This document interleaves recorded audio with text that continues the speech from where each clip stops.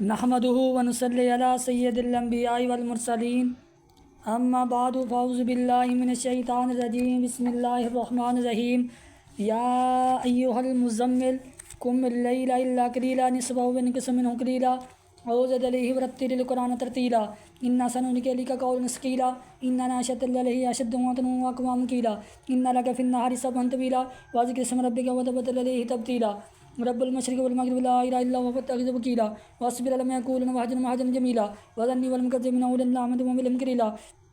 إن الذين قالوا جهنم وطعاما عذاب السعير وعذاب أليما يوم ترجف الأرض والجبال وكانت الجبال كثيبا مهيلا إنا أرسلنا إليكم رسولا شاهدا عليكم كما أرسلنا إلى فرعون رسولا فعصى فرعون رسولا فأخذناه أخذا وبيلا فكيف تتقون إن كفرتم يوما يجعل الولدان شيبا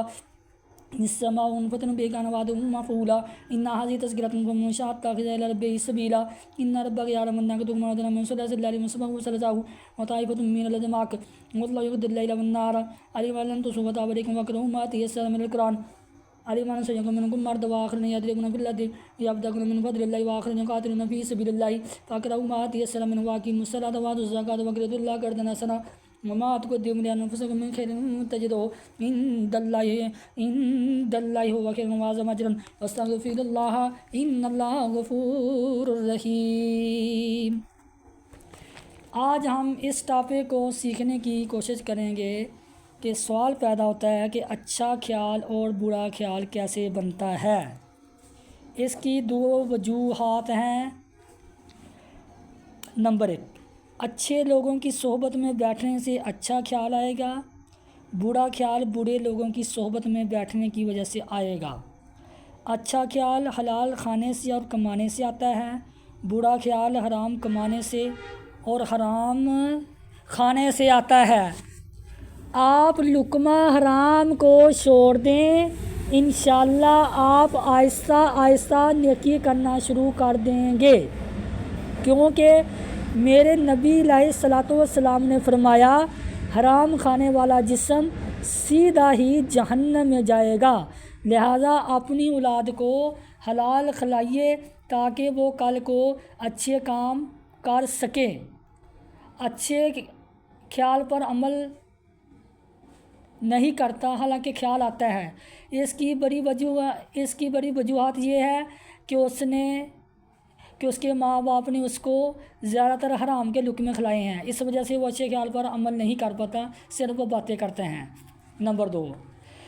2، حرام کے نقصانات کیا ہیں؟ حرام کھانے والے کی دعا قبول نہیں ہوتی، حرام کھانے والے کو سکون نہیں ملتا، حرام کھانے والا ہمیشہ دوسروں کے بارے میں برا سوچتا ہے۔ نمبر 4، حرام کھانے والا اور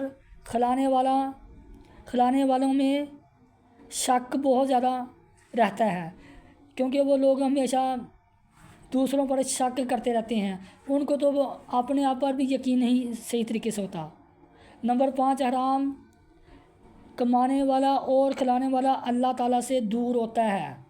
کیونکہ اللہ رب الجلال اس کو اپنے قریب کرتا ہی نہیں ہے۔ حلال کھانے کے فائدے، اب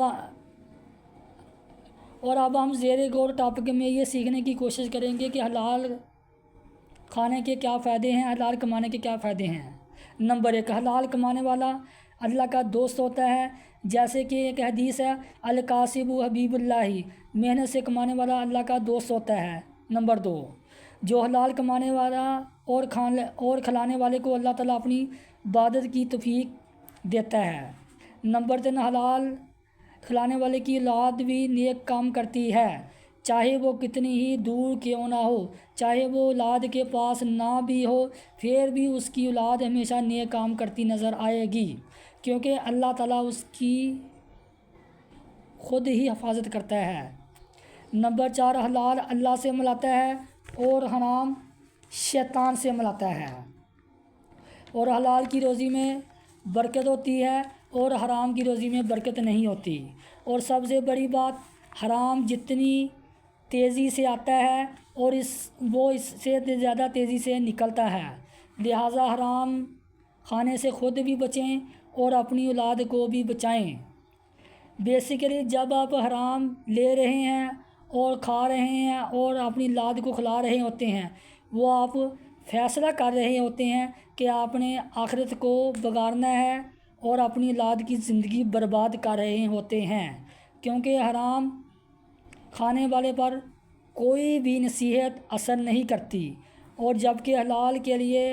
اشارہ ہی کافی ہوتا ہے، لہذا خود بھی بچیں اور دوسروں کو بھی بچائیں۔ قل اعوذ برب الفلق من شر ما خلق ومن شر غاسق اذا وقب ومن شر النفاثات في العقد ومن شر حاسد اذا حسد قل اعوذ برب الناس ملك الناس اله الناس من شر الوسواس الخناس الذي يوسوس في صدور الناس من الجنة والناس۔ صدق اللہ العظیم۔